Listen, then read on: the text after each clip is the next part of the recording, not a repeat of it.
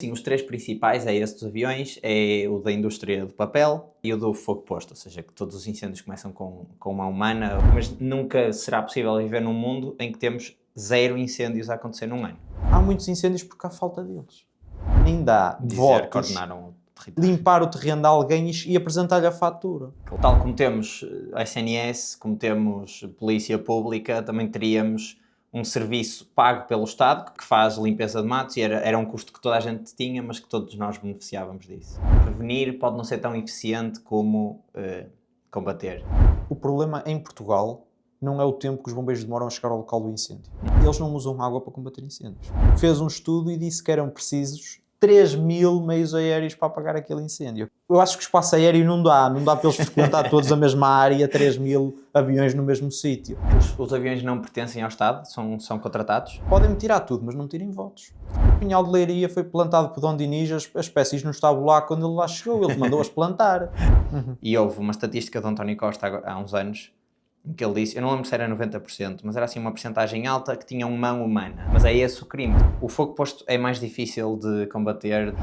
Portanto, tu, para largares 8.000 litros ou 7.000 litros de água de um Canadair, custa-te...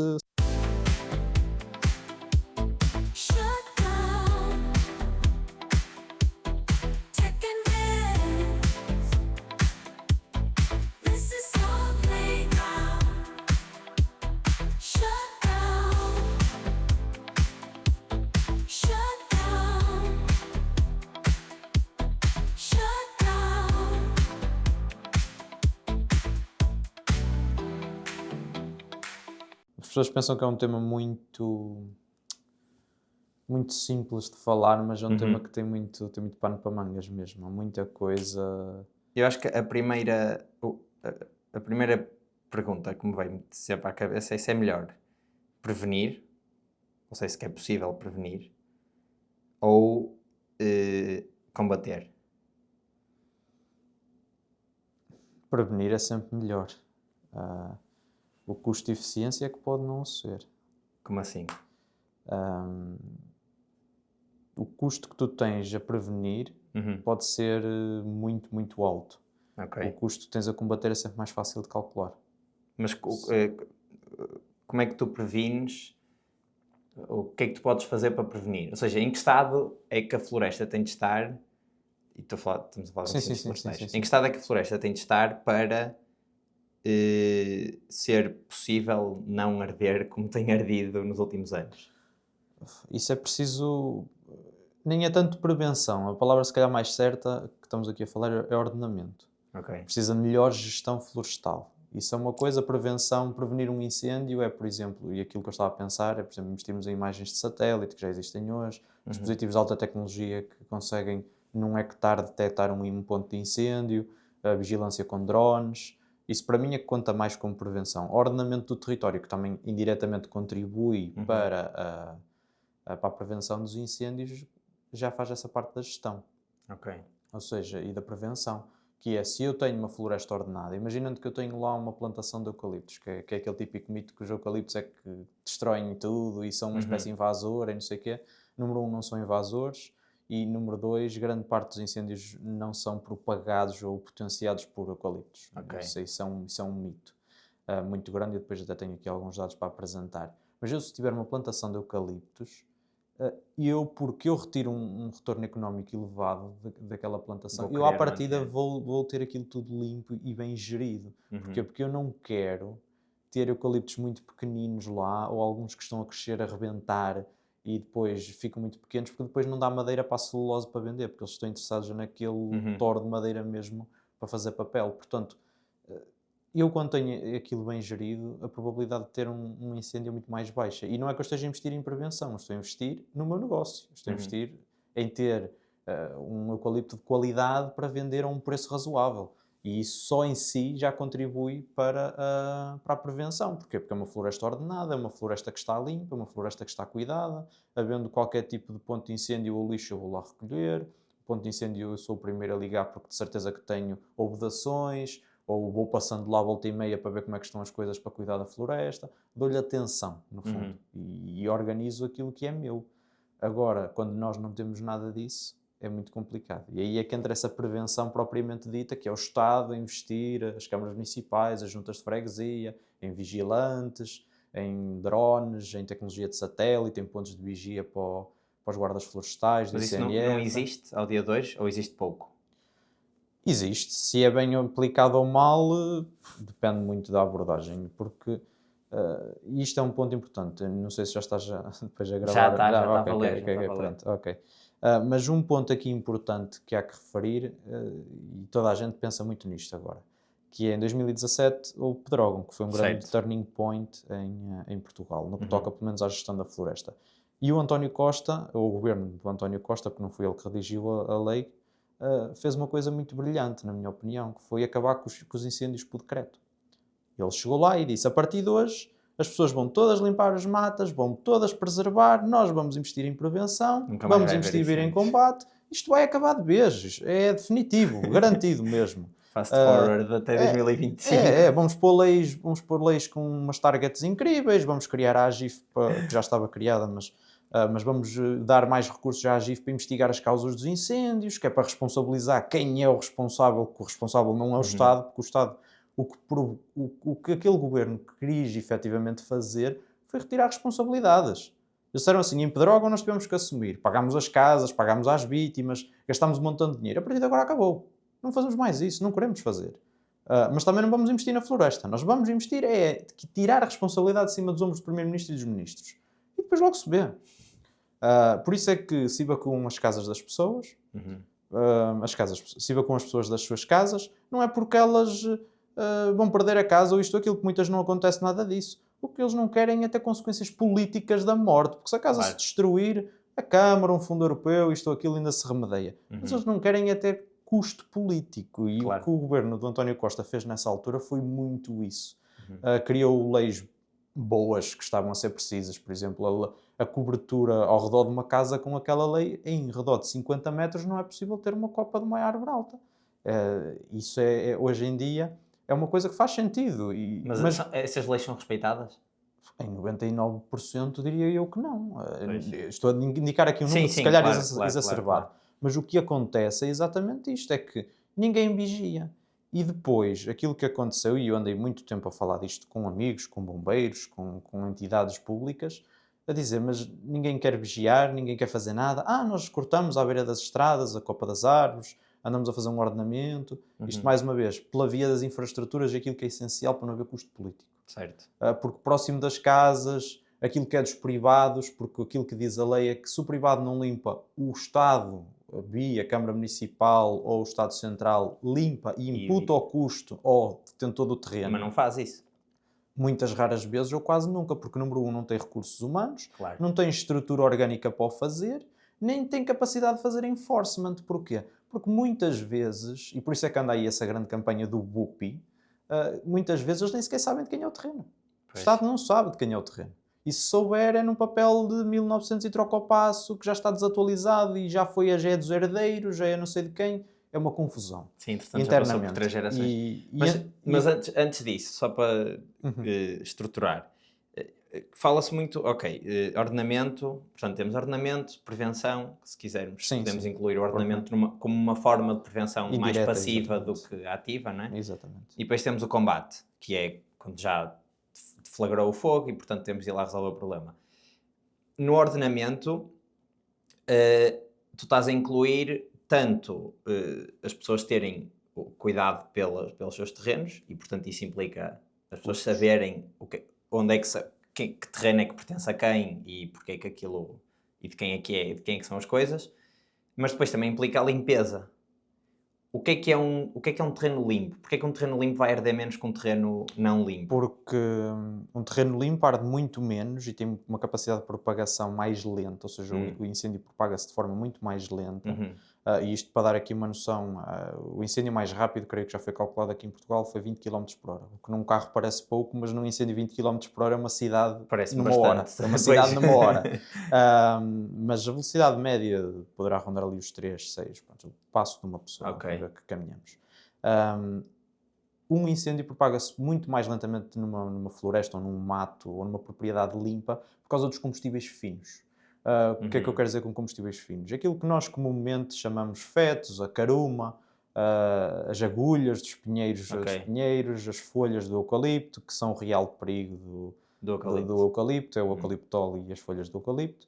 Ah, tudo isso gera uma espécie de manta, que com o tempo pode mesmo gerar uma manta grossa com vários centímetros de espessura, que depois até causam incêndios por debaixo da própria terra, em que o incêndio pode se propagar com muita facilidade. Porquê? Porque normalmente é um combustível, para além de ser fino, ou seja, nós quando vamos, eu dou sempre este exemplo, nós quando vamos no inverno, se tivermos uma lareira e queremos começar uma lareira, nós não pegamos no tronco de uma árvore e pomos a arder com um isqueiro. Pois. Nós começamos com os combustíveis finos.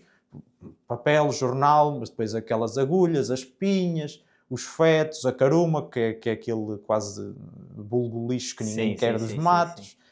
E isso potencia muito um incêndio, também porque, em grande parte, e com o verão, a umidade relativa desses Diminui.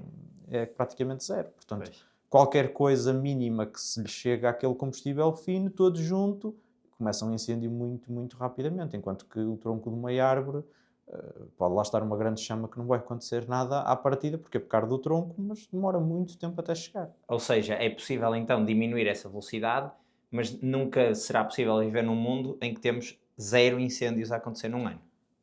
E atenção, o que eu vou dizer é polémico, nós precisamos deles. Dos incêndios? Exatamente, sim, Porquê? sim, sim. Ainda há pouco tempo, foi durante este ano que a Universidade de Montana, que é uma das maiores universidades que estuda a ciência do fogo nos Estados Uhum. Unidos, publicou um documentário que era o problema dos fogos. E aquilo que eles argumentavam, e o que foi polémico nesse documentário, é que há muitos incêndios porque há falta deles. Eh, Contraditoriamente. Nos Estados Unidos, controlados. porque aquilo que nós vemos na Califórnia, no Arizona, ali nos estados que estão a confrontar com o México, Uhum. é que os incêndios são todos nos Estados Unidos. Mas do lado do México, em que a floresta é exatamente igual, não há incêndios. Porquê? Porque no México há agricultores, há pastorícia, ainda há até transumância, que no inverno tem uma casa, no verão tem outra. Ok. Há muito a criação do pasto, os animais a consumirem combustível, as pessoas a gerirem combustível porque dependem da madeira para isso. Uhum. Nos Estados Unidos isso não acontece de todo, porque toda a gente na Califórnia já abandonou isso e está Claro. dedicada à Silicon Valley e ao high-tech. Portanto, por isso é que as coisas lá nos Estados Unidos ardem, porque há falta de incêndios e muitas vezes até os agricultores no México fazem as próprias queimadas controladas, aquilo que nós aqui chamamos de fogo controlado, Uhum. para queimar combustível, porque ao queimarmos de um determinado combustível, os rebentos que vão advir após esse incêndio são mais frescos, é um pasto mais rico para os animais. Ok. E isso cria aqui condições ideais para o pasto e para a gestão do combustível e florestal, porque estamos a queimar aquelas folhas que não queremos velhas, que nem os animais as querem, e estamos a gerar um pasto mais rico, que é mais até úmido e que Uhum. tem melhores capacidades e nutrientes para combater até mesmo um incêndio. E isso é muito importante.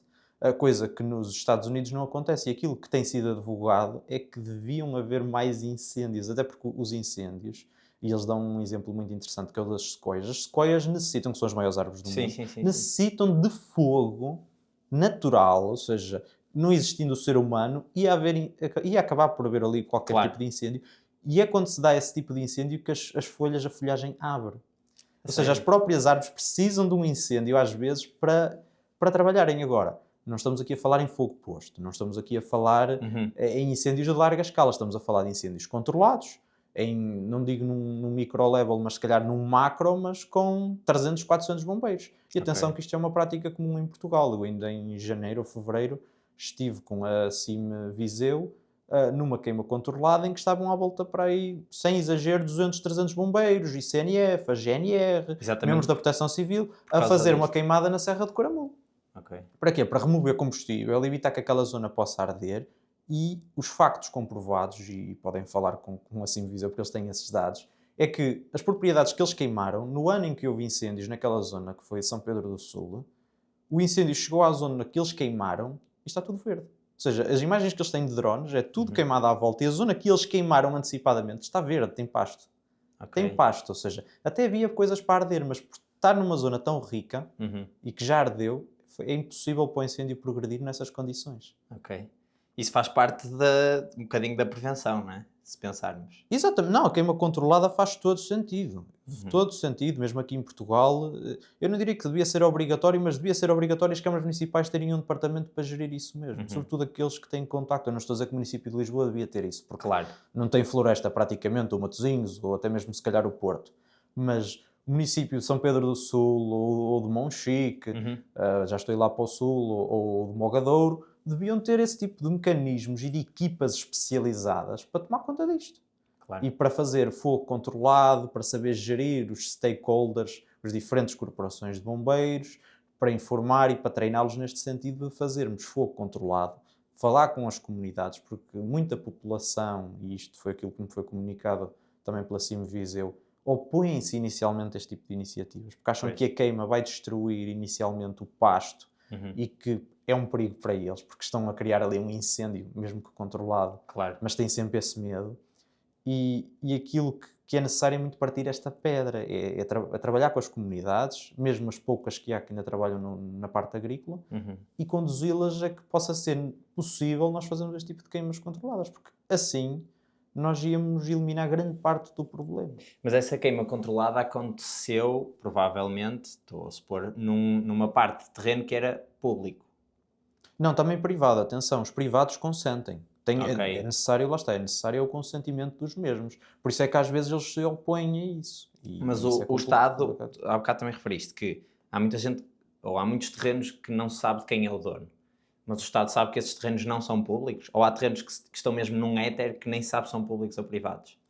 Isso só as câmaras municipais o poderão dizer, mas eu acho que... E atenção, já aconteceu numa câmara municipal que eu conheço de caso real, que deu licenciamento para fazer uma casa num terreno que era da câmara. E a pessoa fez lá a casa e a casa ficou a meio construída até alguém se lembrar. Ui, mas isto foi um vizinho que foi fazer queixa à Câmara Municipal e dizer assim: eu quis comprar o terreno à Câmara, a Câmara não me vendeu. E agora estão lá a fazer uma casa num terreno que não é deles. Já isto aconteceu. Eu estou a falar de um caso real, numa zona rural, em que estava a ser feita uma casa num terreno que era da Câmara Municipal. E a Câmara Municipal licenciou. Ou seja, alguém na Câmara disse: tu podes construir aqui.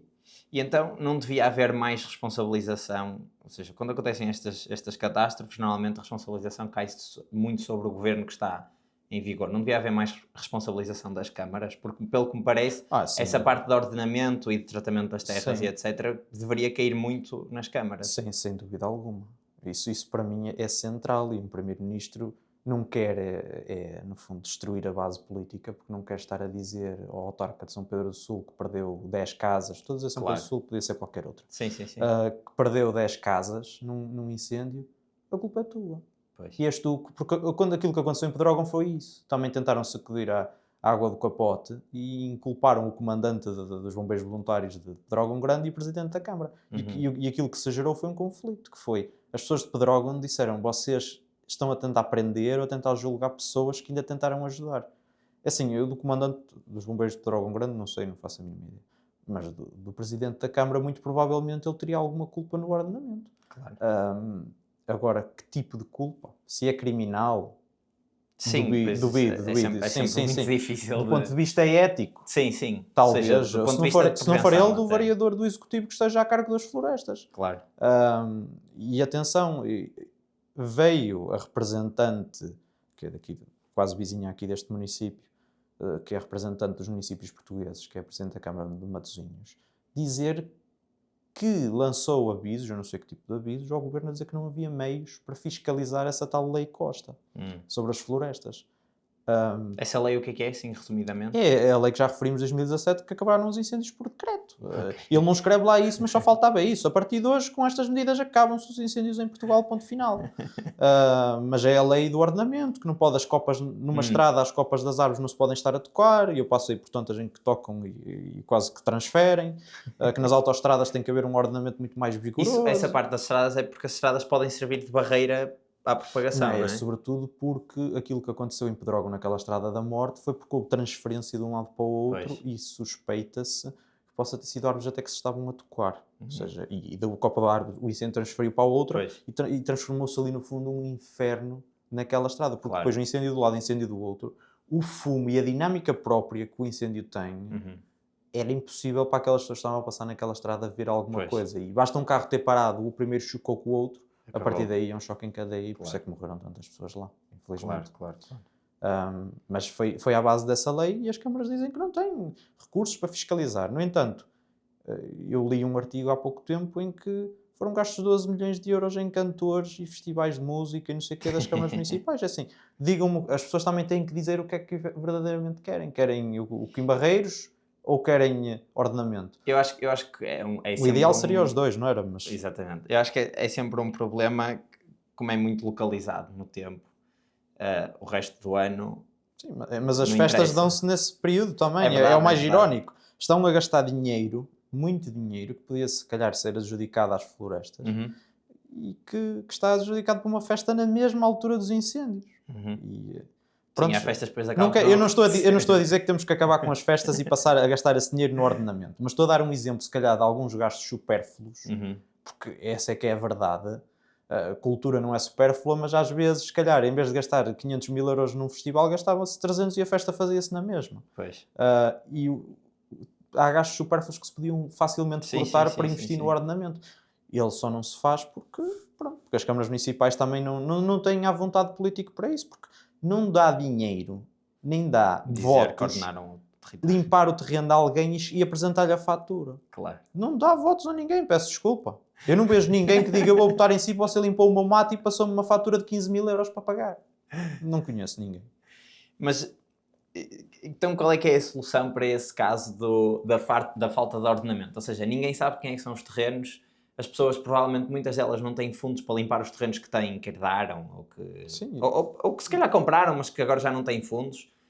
Qual é que é a solução? É o Estado expropriar? É o Estado tomar conta desses custos e não passar as E faturas? paradoxalmente o que está a acontecer é que nós aqui nas regiões metropolitanas do Porto e Lisboa estamos a ver o preço das casas a subir cada vez mais e nós estamos a sofrer com isso. Paradoxalmente os preços dos matos estão a descer catastroficamente. Pois. Há pessoas a vender matos a 50 cêntimos o metro quadrado. Ou seja, o que aqui numa casa estamos a falar 80 metros, um apartamento de 80 metros quadrados é 40 euros. Portanto, isso era um custo bom para nós para comprar uma casa, era excelente. Mas a verdade é que há pessoas a vender isso só para não ter o trabalho de limpar o mato nem serem inculpadas em coisa nenhuma. Claro. E hoje em dia já há pouca gente até que queira comprar porque até os próprios industriais já estão cheios de terrenos. E está-se a gerar... Mas o que é que seria uma solução viável para esse problema? É Ou seja, assim, para uma coisa que dá custos e que muita gente não consegue tirar sim, valor por exemplo, económico. o arquiteto Henrique Pereira dos Santos, que é uma pessoa que costuma estar na RTP1 e na RTP3 a fazer comentário, propôs uma vez que foi pagar a quem limpa. Uhum. Ou seja, nós não pomos a culpa nas pessoas que necessitam de limpar, nós pagamos às empresas para limpar. Ok. Ou damos um incentivo a essas empresas para fazer trabalhos de limpeza autónoma e comprovada. Eu considero isso que seja uma boa medida. Claro que há sempre espaço para falcatruas. Eu imagino que muitos matos eles depois iam dizer que está limpo e não está. Mas pronto, não é uma má medida em princípio de todo. Ou seja, tal como temos a SNS, como temos Polícia Pública, também teríamos um serviço pago pelo Estado, que pode não ser prestado pelo Estado, mas, por exemplo, por um privado, que faz limpeza de matos, e era um custo que toda a gente tinha, mas que todos nós beneficiávamos disso. Sem dúvida alguma, Okay. Isso aí sem dúvida. E depois, claro, estamos a falar de uma economia que já não é a economia do antigamente. Uma limpeza florestal bem feita, eu estou a falar com maquinaria, pode rondar os 50 a 100 euros à hora. Pois. E um trabalho de um dia inteiro... E dura quantos anos? Ou não dura anos sequer? Não, é uma limpeza para o ano só. E às vezes, se calhar 3 meses, as pessoas têm que limpar, se não estou em erro, é até ao dia 30 de Abril. Acho eu. Aqui posso estar enganado. Por lei. Sim, a lei define um prazo, isso é absoluto. Agora, se é o dia 30 de Abril, pronto, aí posso estar enganado. Okay. Mas esse prazo definido ele existe. Mas há pessoas que se queixam que limpam os matos em fevereiro e que está a modo de limpar outra vez em final de abril, maio. Portanto, às vezes a limpeza, se não for propriamente bem feita com a maquinaria ideal, não é sequer eficaz e é muito custosa. Portanto, pode nem sequer durar um ano. Depende do tipo de árvores que nós lá tenhamos. Por exemplo, os pinheiros são a pior espécie para o incêndio. Ok. Não quero aqui inculpar que a culpa não é dos pinheiros, a culpa dos incêndios. Sim. Mas se tivermos que culpar alguém para lá do eucaliptal, é inerentemente o pinheiro. Porque o pinheiro não dá um retorno imediato à economia. não gera propriamente uma coisa ideal para os detentores. Gera muito combustível, toneladas de combustível, e não é aquela coisa que ao fim de 7 anos dá papel. Pois. Ou é facilmente transacionável. E isso, parecendo que não, tem uma consequência, não é? Porque é o abandono.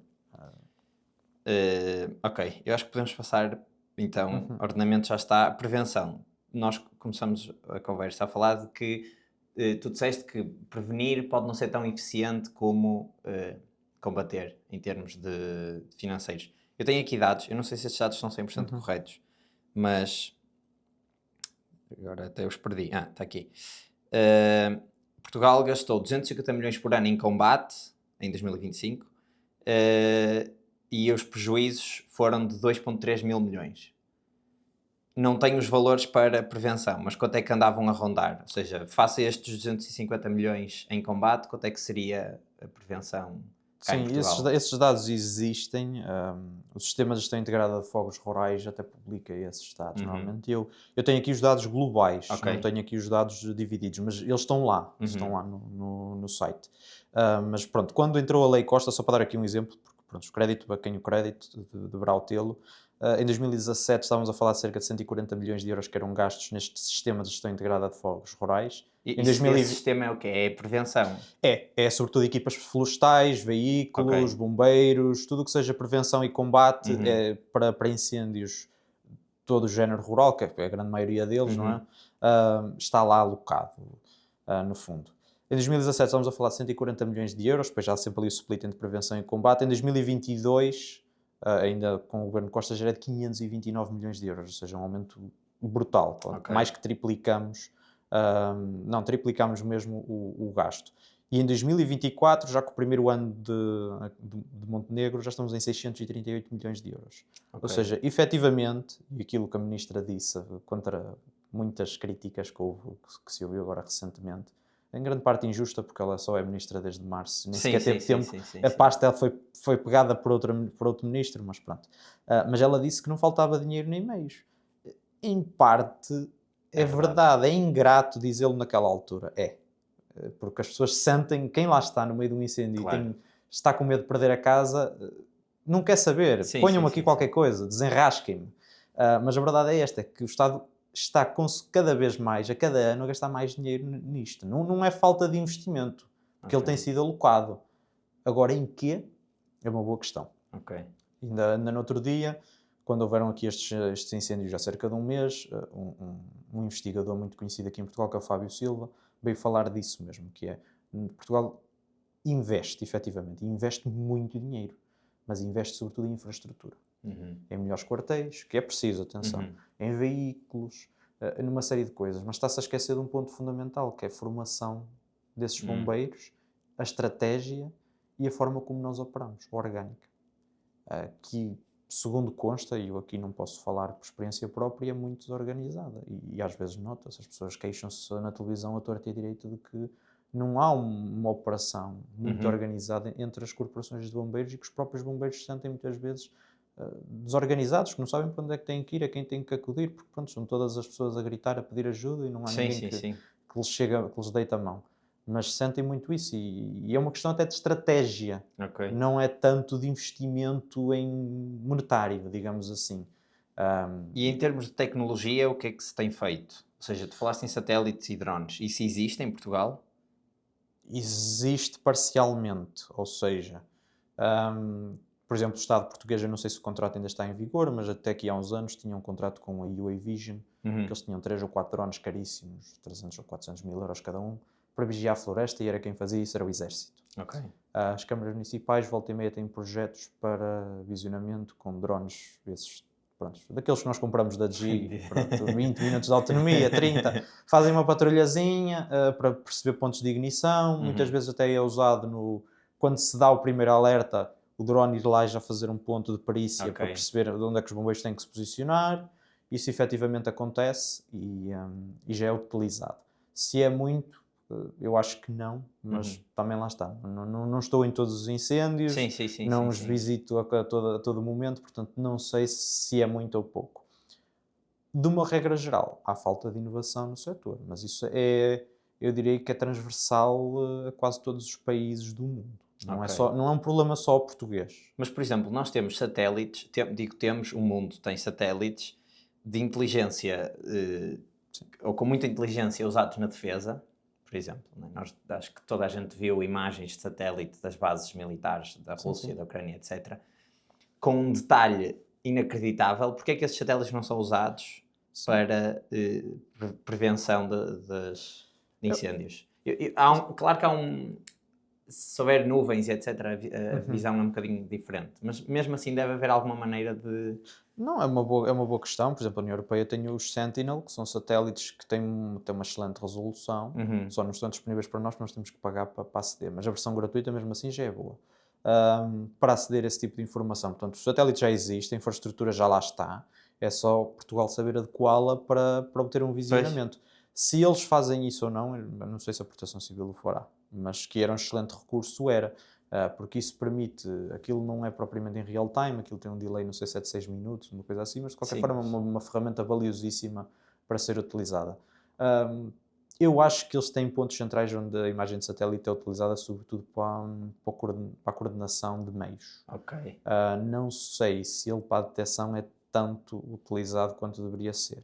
Porque eu imagino que, ok, tendo essas imagens, a parte difícil está resolvida, que é pôr satélites no espaço que consigam ter imagens de qualidade, porque depois de detectar os pontos de ignição na imagem, eu nunca olhei para imagens dessas, mas suponho que um modelo de inteligência artificial como existem agora aos pontapés seja capaz de detectar um ponto de ignição quando treinado com dados suficientemente bons para isso, não é? Portanto, parece-me ser uma tecnologia relativamente fácil de utilizar, ou fácil de implementar. Sim, é uma tecnologia que nos faz ganhar tempo. Ou seja, também vamos ser claros, não vai resolver o problema. Claro, Não, claro. aquilo que nos vai dizer é, ok, há aqui um incêndio, vamos rápido. Não é necessário ser fulano ou cicrano a pegar no telefone e a ligar, como era antigamente, e demorava tempo a chegar e mais não sei o quê. Isso vai nos ganhar tempo. Mas não é propriamente esse tempo. Ou seja, onde é que está aqui o problema? O problema em Portugal, nos outros países pode ser diferente, não é o tempo que os bombeiros demoram a chegar ao local do incêndio. É o tempo que os bombeiros demoram a começar a combater um incêndio. E eu não digo isto porque os bombeiros são preguiçosos ou isto ou aquilo. É por causa da orografia do terreno. E por isso é que muitas vezes em serras se diz o incêndio atingiu um ponto inacessível e é muito deixa-se complicado. Os meios aéreos aí entram em ação, uma outra equipa tática que faz imensa falta em Portugal, que são equipas táticas, e eu depois posso explicar um bocadinho do que é que são essas equipas. Mas podes explicar já. Sim. As equipas táticas, no fundo, isto existe até muito nos Estados Unidos, para mim, são o asset mais importante no combate a incêndios, propriamente dito. Eles não usam água para combater incêndios. Eles são, muitas vezes, ali transportados, ou seja, eles são largados por helicóptero num ponto específico, quase inacessível de outra forma, por via terrestre, e eles combatem incêndios com enxadas, picaretas, motosserras elétricas, tudo aquilo que conseguem para cortar combustível, criar vias de evacuação e, no fundo, diminuir a quantidade de combustível que o incêndio tem para consumir. Ainda há pouco tempo aquilo que eu vi foi das poucas coisas que eu vi na televisão que me abriu os olhos e que achei bestial, mas o jornalista estava preocupado com outras coisas e estava sempre a olhar para trás quando é que vinham as chamas. Haviam populares que estavam perto de uma casa a cortar as árvores. O incêndio estava para aí uns 50 metros, não sei, mas isso está disponível, foi na TVI, está disponível de certeza para quem quiser ver. Estava ali a 50 metros e as pessoas estavam a cortar com uma motosserra as árvores e a deitá-las. O que é que isto faz? Reduz muito a intensidade de um incêndio, porque o incêndio já não sobe, já não é um incêndio vertical com uma cauda, não é, o termo técnico não é uma cauda, peço desculpa, cauda é a ponta do incêndio. Mas já não atinge uma altura inacreditável, porque já não trepa a árvore, e depois evita que o mesmo possa ganhar ainda mais intensidade ou velocidade. Porquê? Porque estamos a deitar as árvores e a superfície de contacto do incêndio com aquele combustível é muito mais pequena. Uma árvore está assim e o incêndio contacta diretamente. Se for assim deitado, já só bate nesta parte e demora muito mais tempo a progredir, porque tem que estar ali a trabalhar, no fundo, um tronco de uma árvore. E isso vai demorar muito tempo. Então, se há 3 ou 4 empilhadas, aquilo vai arder e vai arder bem, mas vai demorar o seu tempo. E isto é uma ideia muito boa e muito poderosa. Se as pessoas tiverem este tipo de consciência, as equipas táticas trabalham exatamente nisso, que é pontos inacessíveis, vão lá, cortam o combustível, tentam reduzir ao máximo a intensidade do incêndio, criar vias de evacuação muitas vezes até para eles mesmos, trabalhar a terra, ou seja, cobrir o incêndio com terra, criar pequenas valas. Trabalham muito isso e é, no fundo, uma ferramenta fundamental, porque, honestamente, a água já é um bocadinho...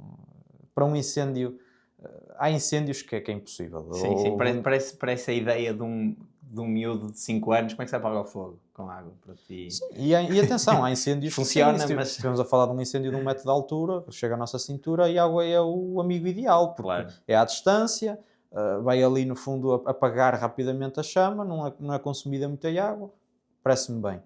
Agora, há incêndios, houve há uns anos na Serra do Caldeirão um incêndio, e um dos investigadores principais em Portugal e do mundo, o Paulo Fernandes, fez um estudo e disse que eram precisos 3.000 meios aéreos para apagar aquele incêndio. Que a quantidade de energia era Nós tal temos e a quantos? intensidade... Nós devíamos ter, sei lá, nem 50, mas e nós temos um bom meio... Porque os meios aéreos são caríssimos. As Pois são. pessoas não têm esse... Aliás, as pessoas têm consciência que eles são caros e acham que é por isso que há um lobby que os detentores das empresas de aviação andam a pôr incêndios para depois ter que ir lá apagar e cada ano é preciso mais meios aéreos e não sei o quê, que também é um mito e depois eu posso explicar esse mito. Mas eram precisos 3.000 meios aéreos a fazer descargas constantemente para apagar aquele incêndio. 3.000. Eu acho que o espaço aéreo não dá para eles frequentar todos a mesma área, 3.000 aviões no mesmo sítio.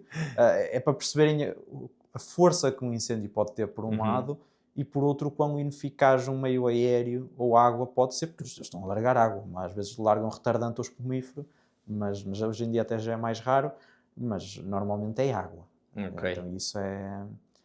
Então, voltando ao que estavas a dizer, o problema não é o tempo até a identificação do incêndio, nem até chegar lá, é o tempo entre chegar lá e começar a combater o incêndio. Muitas vezes porque tem de se esperar que o incêndio chegue a um ponto que seja combatível.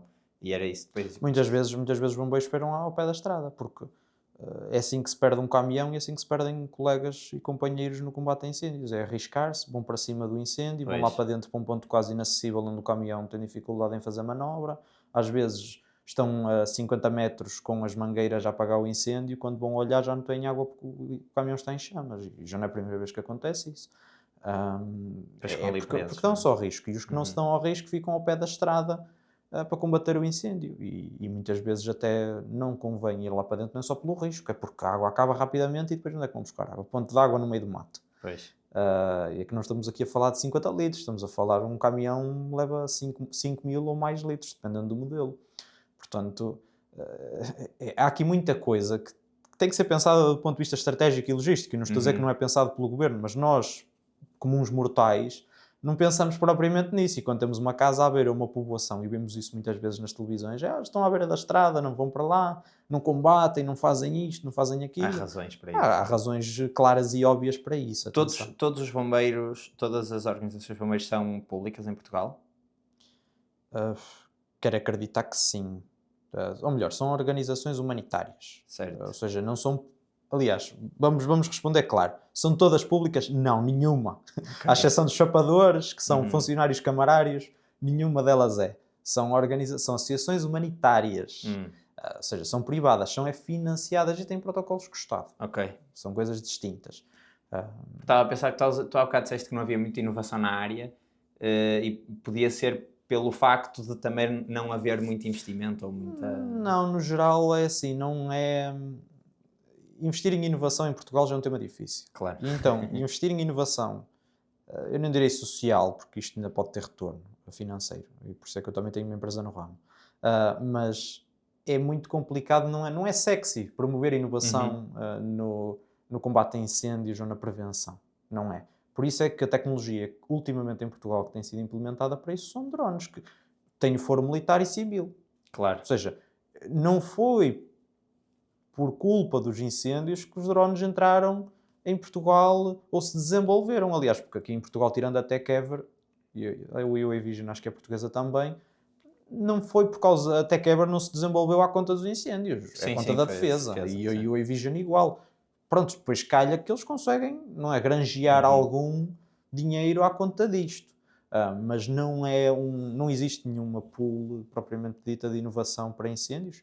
Existem programas europeus para isso, já são outros 500, mas 100% nacionais é difícil. Há laboratórios colaborativos, há alguns onde inclusive a minha empresa já participou e que são muito bons e que nos ajudam a treinar, a praticar, e quando eu digo praticar é testar produto, fazer um incêndio controlado e vamos lá testar o produto, vamos ver se ele funciona, vamos ver o que é que está bem, vamos ver o que é que está mal. Um MVP não é um softwarezinho. Exatamente. Nós, no nosso caso, eu não posso fazer um MVP interno e lançar para meia dúzia de clientes. Eu, para lançar para meia dúzia de clientes, eu tenho que falar com não sei quantas autoridades nacionais e pedir autorização para fazer uma queimadazinha. Claro.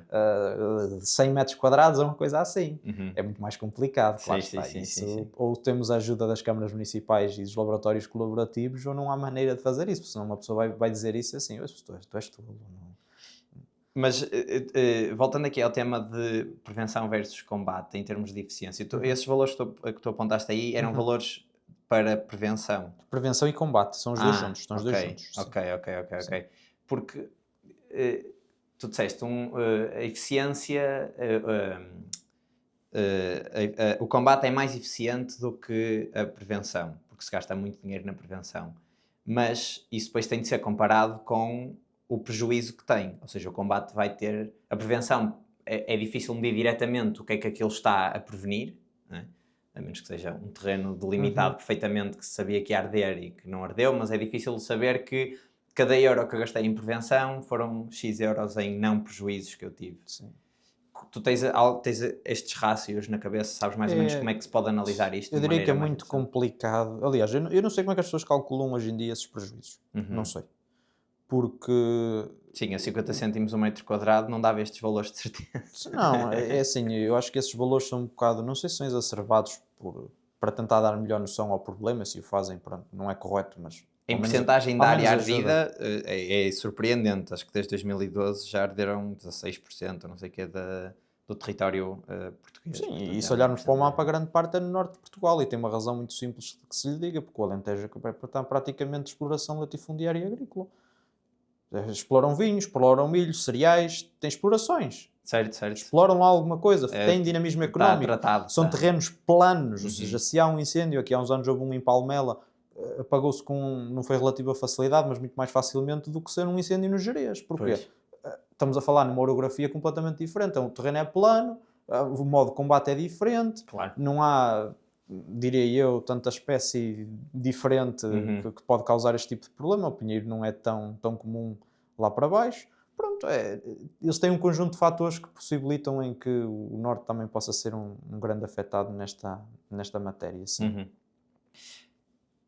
Outro tema que eu tinha aqui também era os mitos, principalmente os mitos que toca a fogo posto e, por exemplo, esse mito que tu falaste dos aviões.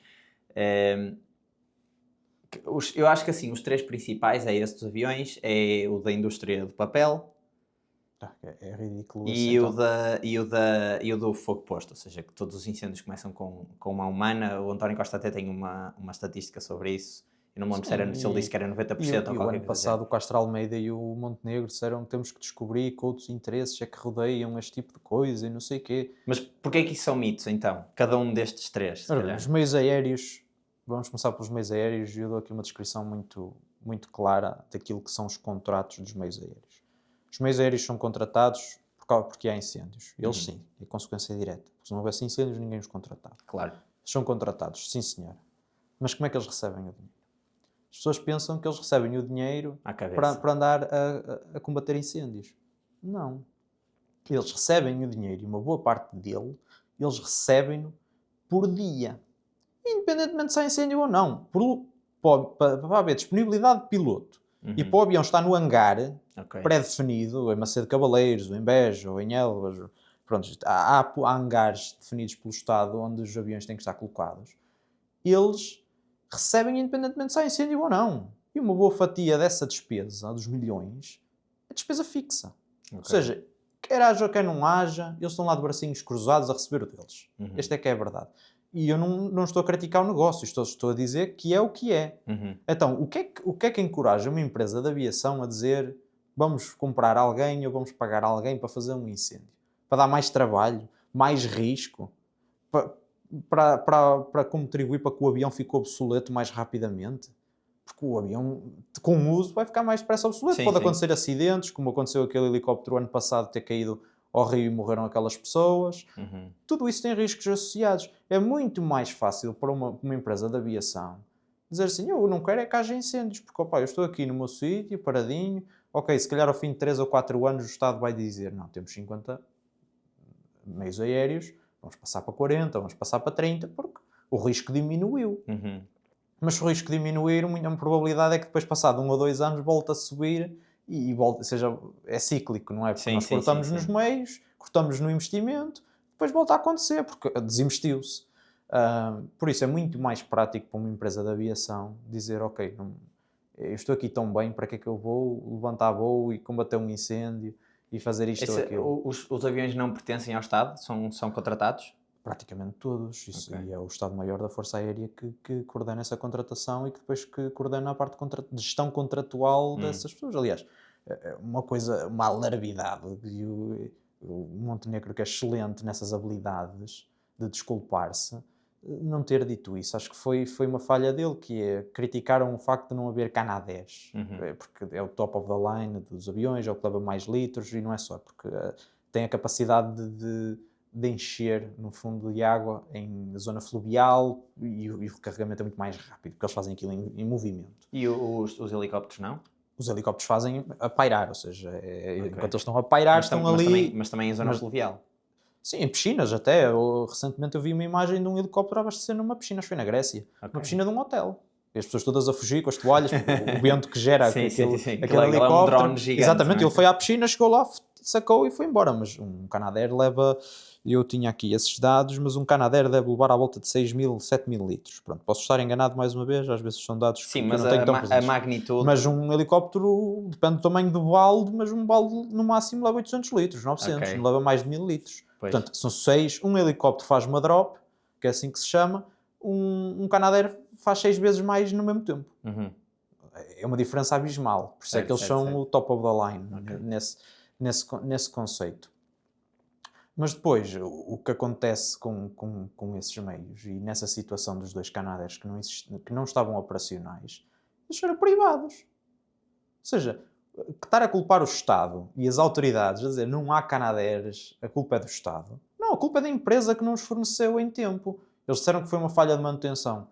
Eu não tenho culpa nenhuma. Se eu não tenho internet em casa, eu ligo para a operadora e vocês têm que resolver ou eu não pago. Mas E naquele caso era isso. Eu não sei se o Estado fez isso, assim pôs multas já à Vincis, que era a empresa em causa, ou não. Mas os meios, se não estavam lá, não é culpa do Estado. O Estado contratou-os, pagou e estava a pagar. Se não foi providenciado o serviço ou o produto, que neste caso eram os aviões e os pilotos, bom, amigo, eles têm que pagar ou têm que arranjar maneira de fazer. Depois acho que foram buscá-los, não sei se foi a Espanha, alugados também, eles subalugaram para poder fornecer ao Estado o serviço. sim, sim, sim, sim. Mas a culpa aí não é zero, bola, zero culpa do Estado. É a vantagem de nós fazermos outsourcing de tudo. É que depois a culpa não é nossa, pá. Não é da Força Aérea a culpa Mas é então do porquê que fulano não, que porquê deu que isso. ou seja, esses mitos, e já vamos voltar aos Sim, outros sim, dois sim. que faltam, porquê que não há mais informação sobre eles? Ou seja, porquê que as pessoas continuam a Porque é interessante, até para o próprio Estado fazer isso. É como o António Costa, como o Montenegro disse o ano passado e o Castro Almeida. Há outros interesses, temos que descobrir o que é que se passa. É como esta névoa negra, temos alguém nas costas a dizer é alguém, um ser maligno que está aqui por detrás disto e nós vamos à raiz do problema, nós vamos prendê-los todos. E andamos sempre à procura deste ser maligno.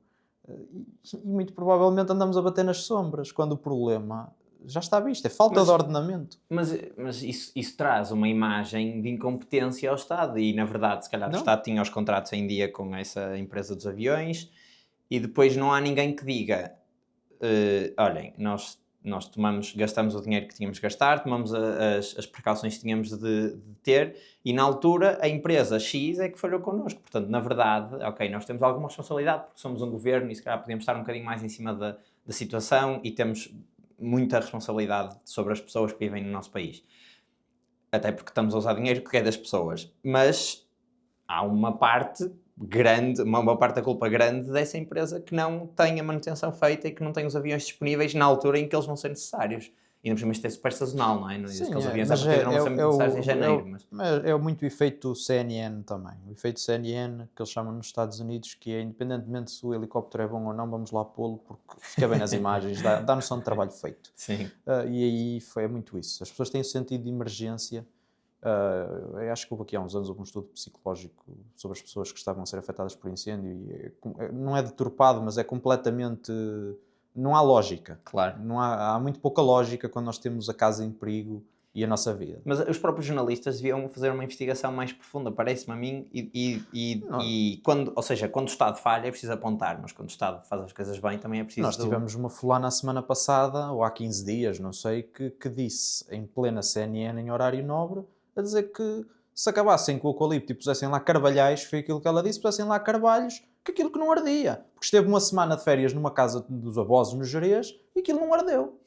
E disse isto com uma franca honestidade, até o Sérgio Sousa Pinto, que estava com ela, se riu e disse: bom, você esteve lá uma semana, conhece, já sabe mais do que um engenheiro florestal, já sabe mais que os investigadores todos em Portugal que estudam a ciência há 40 anos, se for preciso.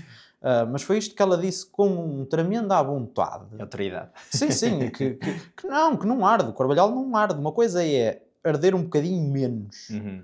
Agora, dizer que é causa, que a culpa é dele e mais não sei o quê, lá está. Criam-se estes seres malignos, no fundo. Ou é uma árvore, ou é uma empresa, ou é isto, ou é aquilo. Para depois dizer, nós investimos dinheiro, nós pusemos dinheiro, mas continua por causa destes seres malignos. Quando, na realidade, o Estado só não quer olhar para o problema verdadeiro, que é local e é rural, em grande parte, que se prende com esta questão toda do ordenamento, que já falámos no início, das queimas controladas. Sim, e não é popular, não dá votos. Não é popular, não dá votos, destrói uma base política.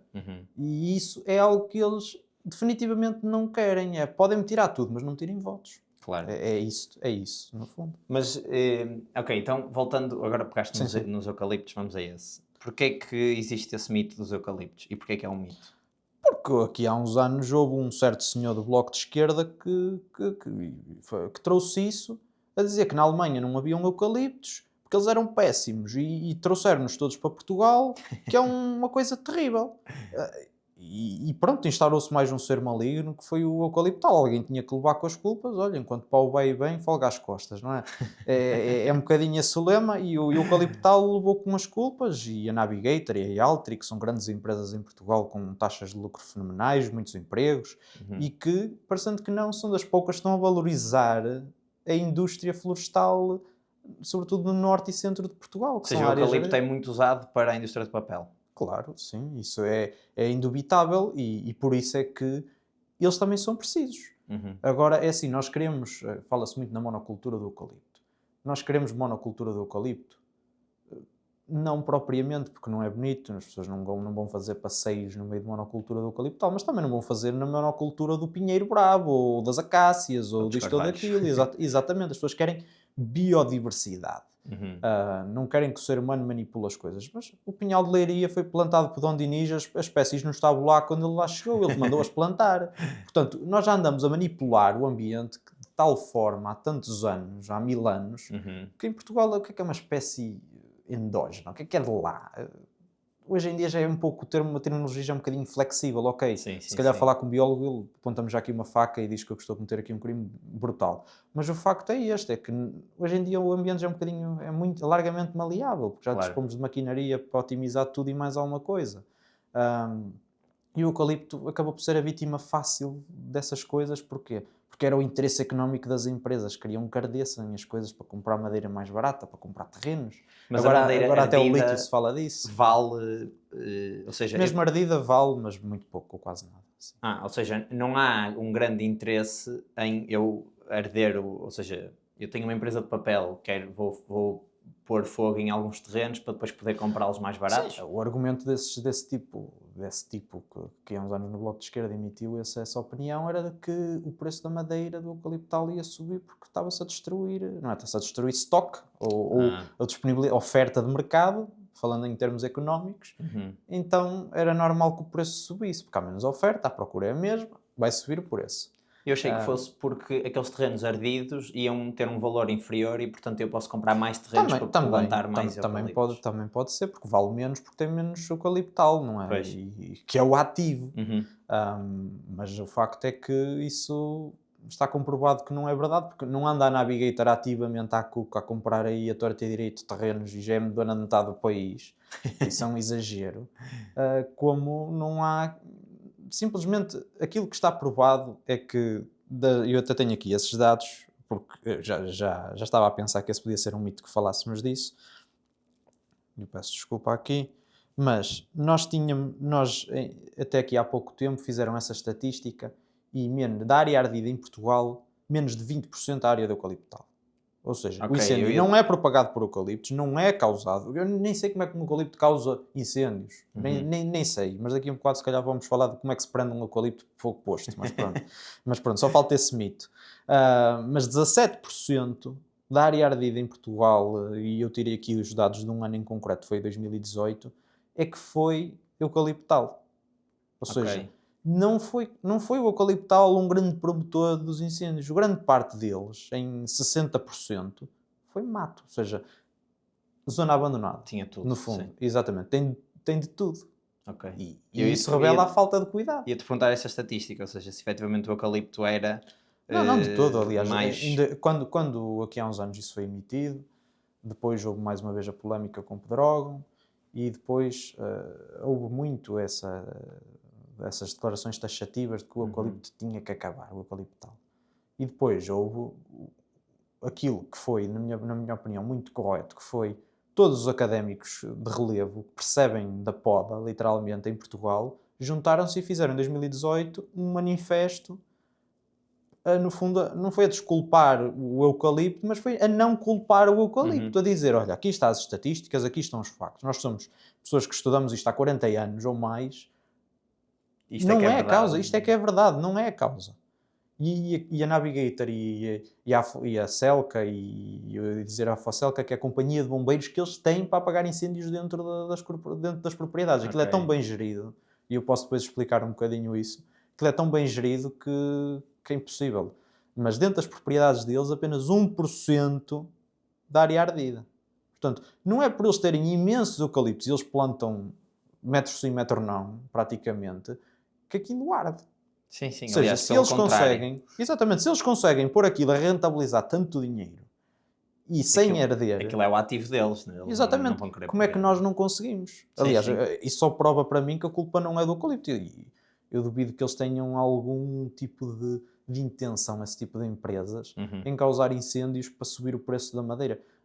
Navigator, honestamente, eles têm mais com que pensar e mais projetos para fazer do que pensar em valorizar Do que fazer de 1 euro a estratégia tonelada de ou quê. incêndio. Não. Eles têm muito mais que fazer do que E isso. o último mito era aqui o de que a maior parte dos incêndios, quer dizer, não sei se é um mito, estou a dizer estas polémicas, se calhar é mais a palavra, é que a maior parte dos incêndios são causados por fogo posto. E houve uma estatística de António Costa há uns anos, em que ele disse, eu não lembro se era 90%, mas era assim uma percentagem alta que tinham mão humana, que são coisas diferentes. Exatamente.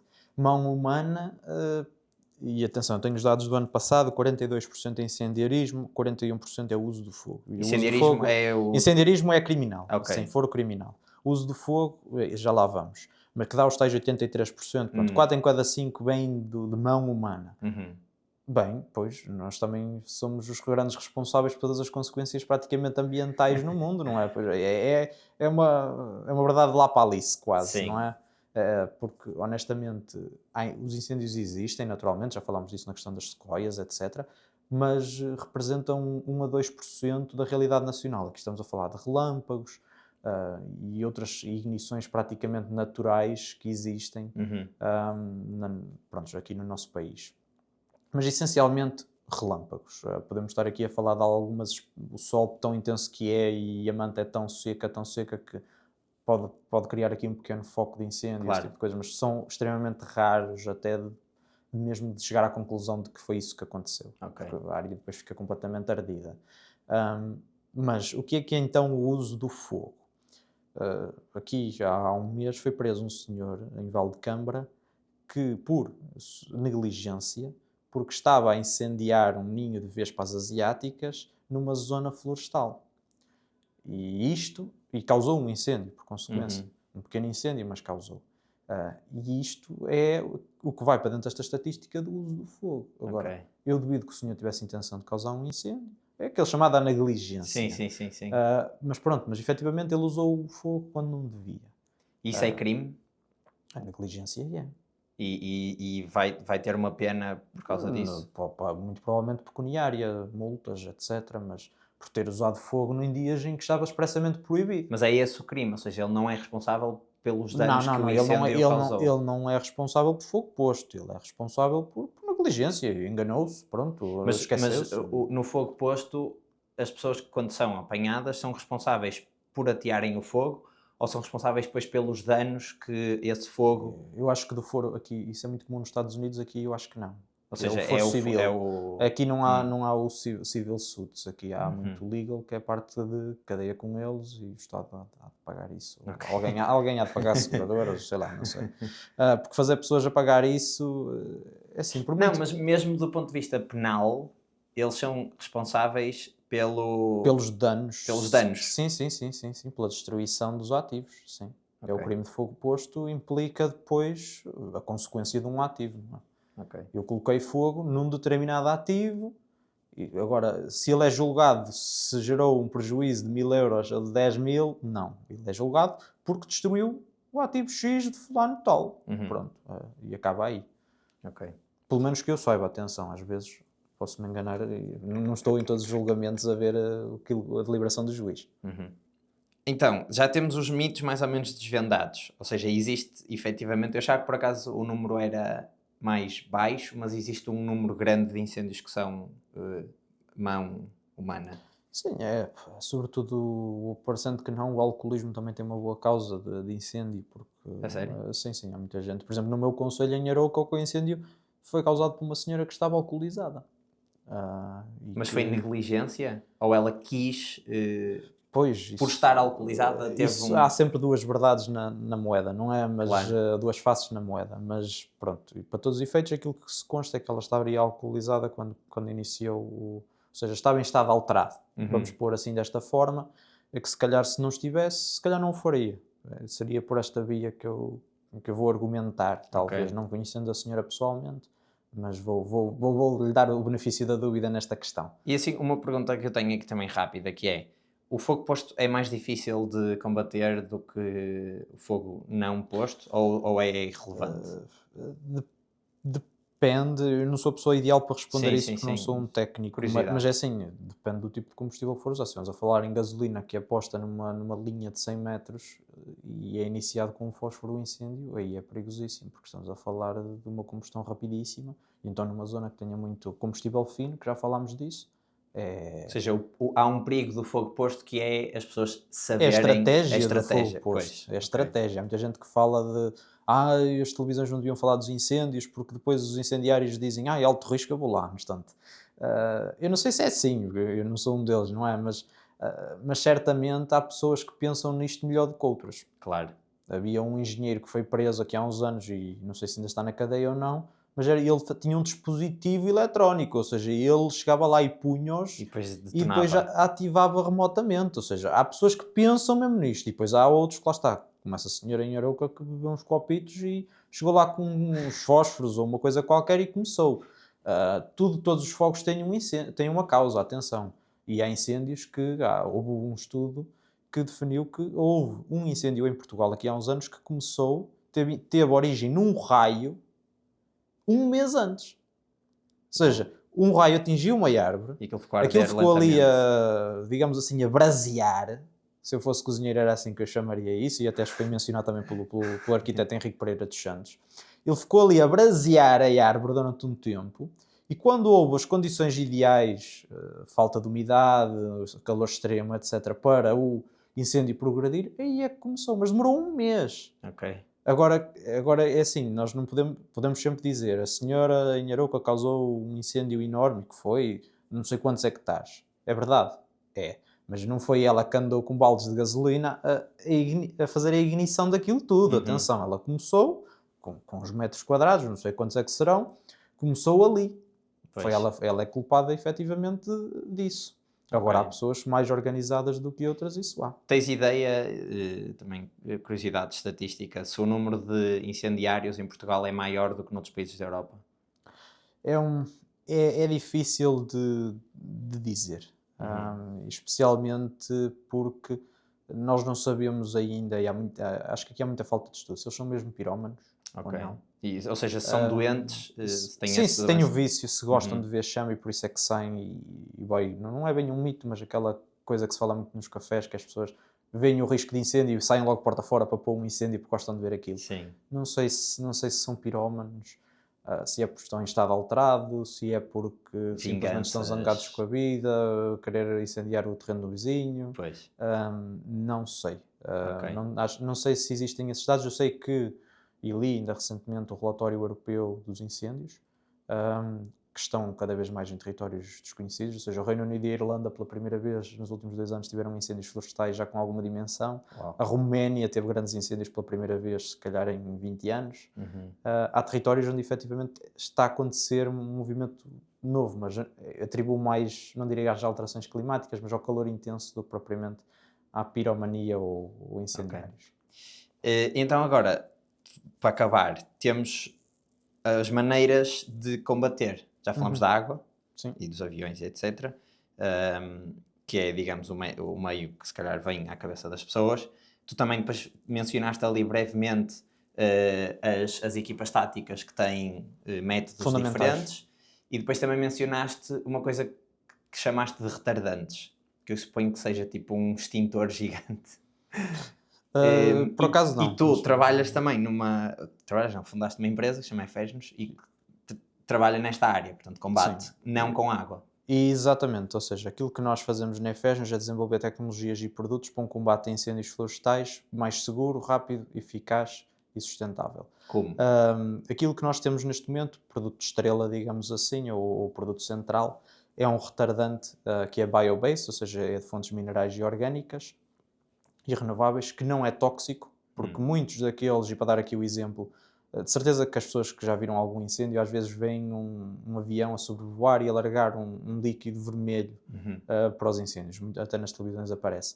O líquido não é vermelho, é um corante que é adicionado para os bombeiros saberem que aquele é um retardante que está a ser largado. Ou seja, não é o retardante que é daquela cor, é um corante de identificação.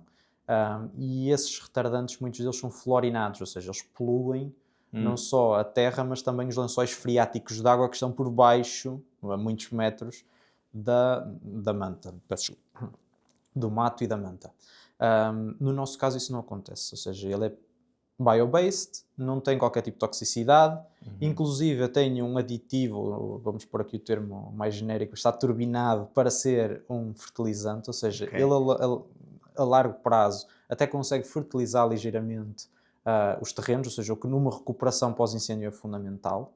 E depois tem uma característica única, que é ele é termorresponsivo. Ou seja, nós temos que, este retardante, se nós pensarmos, ele é um bocadinho como a clara do ovo, é assim um bocadinho viscosa, mas a tender mais para o aquoso. Mas quando um incêndio se aproxima da carga, ele reage e envolve o material onde ele foi aplicado. Isto é muito útil para as casas das pessoas e, atenção, este produto já está a ser comercializado, nós vendemos 95% é para a França. Ou seja, a exportação é 90 e qualquer coisa por cento, para não dizer 100. O produto, assim que vem as chamas, envolve o produto onde ele foi aplicado, portanto um computador, um telemóvel, uma parede de uma casa, vai expandir e vai formar uma camada, uma barreira contra a progressão do incêndio, ou seja, nós temos o produto, ele é aplicado, eu tiro aqui o meu telemóvel só para dar o exemplo, o produto é aplicado em cima do meu telemóvel, a partir do momento em que eu introduzo aqui o elemento chama, o que vai acontecer é que o produto se vai expandir, vai tentar envolver o produto ao máximo que consegue da sua expansão e não vai deixar que nem a chama possa penetrar, nem a temperatura, que é um fator importantíssimo. Claro. E nós temos imensos retardantes que nós aplicamos e eles não deixam a chama passar, sim senhora, mas quando vamos a ver, no caso do telemóvel, já estava o telemóvel todo a derreter, por causa da transferência de temperatura. Ok. E no nosso caso, não há transferência de temperatura por um largo período de tempo. Claro que se me disserem temos um incêndio brutal como esse da Serra do Caldeirão, que eram precisos 3.000 aviões, pronto, também vamos precisar de uma alarmidade de litros para prevenir. Mas como é que tu introduzes isso na floresta? Ou seja, esse produto? O objetivo aqui é que as pessoas, sobretudo, o possam utilizar para proteger as suas habitações, aplicando quer nas confrontações das suas casas, quer seja na própria habitação. Estamos aqui a falar de telhados, porque há muita gente que molha os telhados com mangueiras e a casa, mas isso não resulta nada porque ao fim de 20 minutos a água está seca. Claro. E o nosso produto não seca. Essa é que é uma grande vantagem, porque é praticamente um gel. Depende mais para o aquoso, mas é praticamente um gel. Então ele fica lá aplicado durante vários dias, a não ser que se aplique água, ou que chova, ou que há uma Também se limpeza de chover à algum... partida. Exatamente, nós deduzimos o mesmo. Mas quando ele é aplicado, ele fica onde foi aplicado. Ok. A não ser que, lá está, também se for assim um plano extremamente inclinado, ele aos poucos vai escorrendo um bocadinho, Claro, não é? claro, Isso é normalíssimo. Mas estando aqui a falar de paredes, telhados, etc., ele se for aplicado, ele fica lá. E assim que vem o incêndio, ele gela e fica. Melhor parte disto tudo, e eu estou a falar em ativos, posso depois falar da floresta um minuto. Em ativos, é que depois basta uma mangueirada de água para lavar e para retirar isto tudo. Porquê? Porque ao estar em contacto com a chama, ele gelificou, formou essa tal camada, barreira ou membrana, o que queiramos chamar, mas depois a membrana é a de peel-off, ou seja, nós podemos arrancá-la fora e o produto está como novo, ou seja, o produto não perdeu cor, ou seja, a parede da casa não carbonizou, não se sujou, não houve transferência de temperatura, não houve destruição, não houve a progressão do incêndio. Tudo isso foi acautelado e protegido, no fundo, com este retardante. Para meio florestal, as pessoas podem aplicar com pulverizadores, podem aplicar até, por exemplo, para as vinhas ou uma coisa assim, porque lá está, por ser bio-based, as pessoas até podem comer o produto e não tem problema nenhum. Eu não recomendo, mas nunca provei, mas pelo menos é aquilo que os laboratórios dizem, é que pode ser inclusive comestível, que não há problema nenhum para as pessoas. Mas ele pode ser aplicado nas vinhas, em produtos agrícolas, e protege, ou seja, assim que vem o incêndio, aquela camada forma, a membrana forma e já não deixa o incêndio penetrar nem deixar passar haver transferência de temperatura. O objetivo disto é que nós no futuro consigamos, com alguma empresa de aviação, e agora eu vou dizer, com alguma empresa de aviação, e vão as pessoas dizer assim, ele falou que os aviões não vão fazer nada porque ele está dentro do lobby. Ele está dentro do lobby, e eu já ouvi disso tudo. Mas a nossa esperança é que no futuro, nem que seja, pronto, vou tirar as empresas privadas, o Estado que se chega à frente com um C-130 da Força Aérea e que diga, nós vamos largar retardante por aí fora desta marca. E, se o fizerem, é muito mais rentável. Porquê? Porque a água, e isto é um facto, a água que é largada de um avião, uma grande percentagem dela não chega à base da chama. E grande parte daquilo que é largado pelos meios aéreos não é usado para extinguir chama, ou seja, a percentagem, isto foi medido num estudo do US Department of Agriculture, em incêndios nos Estados Unidos. Uma grande percentagem dos incêndios dos Estados Unidos, onde houve meios aéreos, a menos de 10% dos mesmos, a água extinguiu o fogo. Ou seja, não extingue. Ponto final. Ou em menos de 10% das ocasiões, extingue. E isso é uma verdade que tem que ser dita. Para que é usada a água? Para retardar a progressão. No fundo, a água é usada como retardante. Sim. Ou para diminuir a intensidade da chama. Isso na televisão vê-se, é mato mesmo. Que é, vê-se o avião a largar a água e parece que ela extinguiu. E passado 10 ou 15 segundos já se vê uma chama a emergir outra vez. Porquê? Porque a água efetivamente abrandou, mas não retirou combustível. Não retirou o oxigénio. No fundo, ajudou a dar umidade e a reduzir a capacidade de combustão e de reação daquele... E agora estou aqui, se calhar, a misturar um outro termo técnico, mas pronto. Sim, mas dá para perceber. Mas ajudou a reduzir a intensidade da chama, mas não resolveu o problema. Agora, claro, se disserem 10 aviões juntos, estão ali sempre constantemente a largar água, é fazer as contas. Um meio aéreo custa...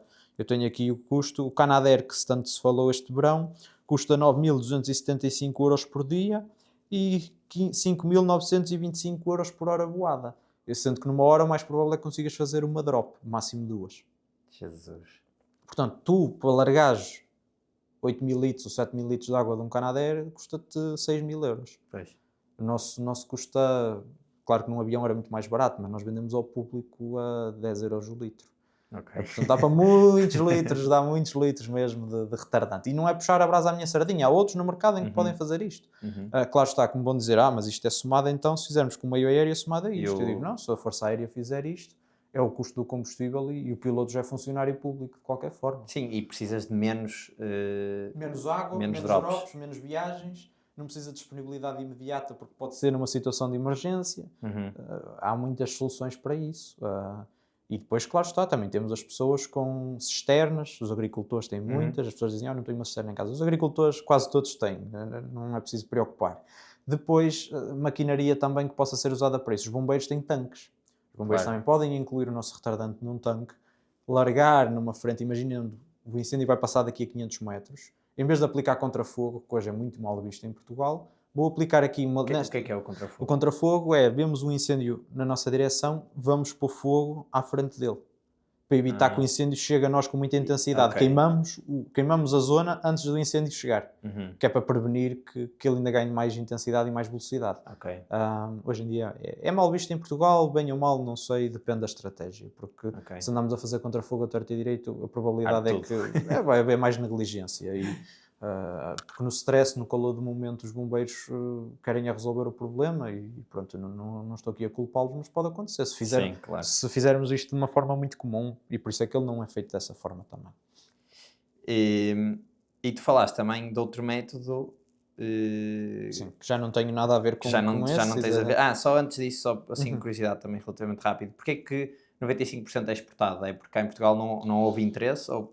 não há leis que favoreçam os retardantes. Saiu recentemente, há cerca de 2 anos, uma diretiva que aconselhava os caminhões de bombeiros a ter um retardante em circuito fechado ou em jerrycan para ajudar a combater incêndios, mas não é obrigatório, ou seja, uma diretiva, um conselho. No entanto, aqui em Portugal acho que o mercado seria bom para nós, estamos cá, temos tudo, mas pronto, acho que ainda não há muito essa educação das pessoas, porque nós também temos muitos clientes que são pessoas normais, ou seja, que são pessoas que têm casas em meio rural.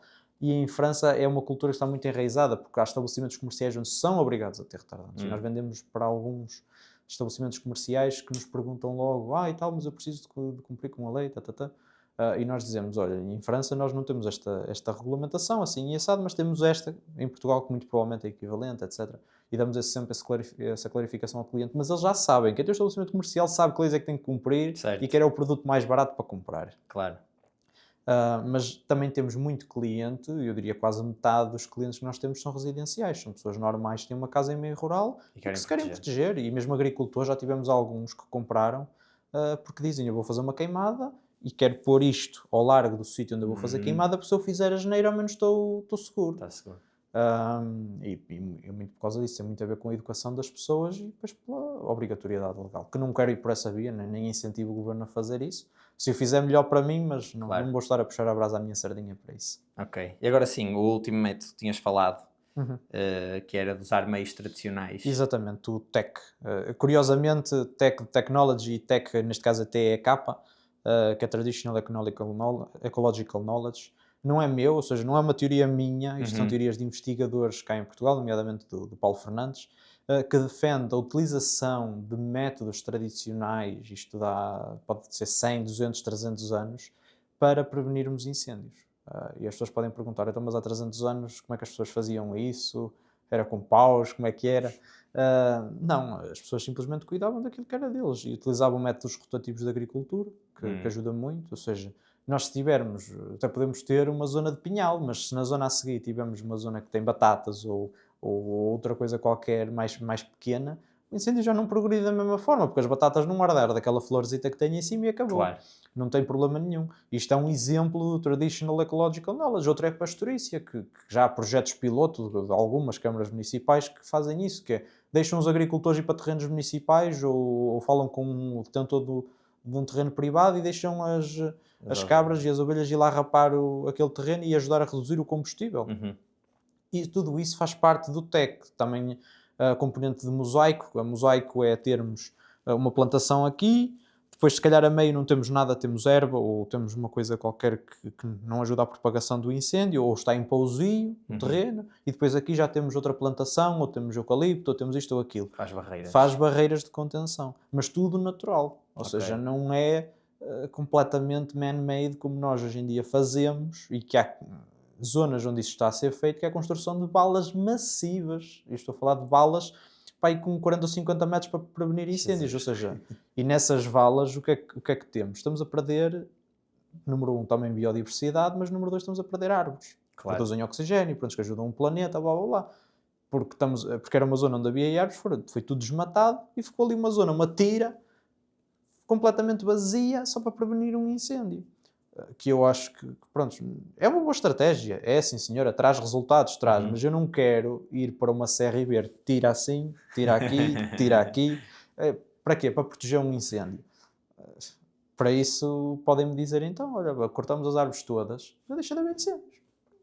Também podemos fazer isso. Não é? Sim, é uma solução também, eu acho que ninguém falou porque é estúpida, não é? Claro. Mas fazer esse tipo de balas enormes, claro que há casos em que é preciso e faz-se uma ou outra, pronto, em casos esporádicos.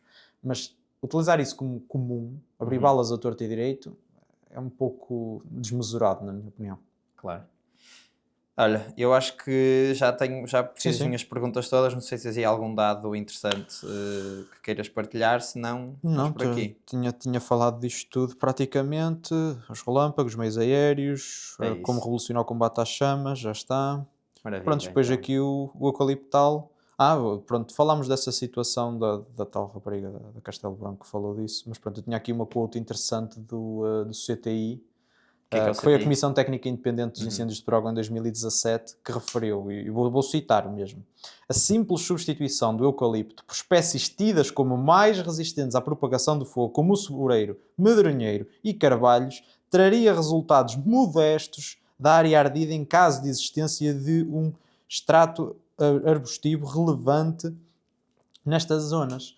Ou seja, este relatório concluiu em 2017, há 8 anos, que mesmo que substituíssemos todo o eucaliptal por espécies como os carvalhais, como ela disse, ou medronheiro ou soboreiro, que é uma espécie não é até protegida em Portugal, que ia ter resultados modestos no impacto do incêndio. Ou seja, ia ser quase tudo igual. Pois. Portanto, não é por aí. Não sou eu que o digo, é uma comissão técnica independente que o Estado contratou para aferir as causas do incêndio. Portanto, melhor do que isto, acho que é complicado. Olha, está feito. Amar, muito obrigado. Super fixe. Nada. Aprendi imenso. Espero que a malta também tenha aprendido. E ficamos por aqui. Obrigado.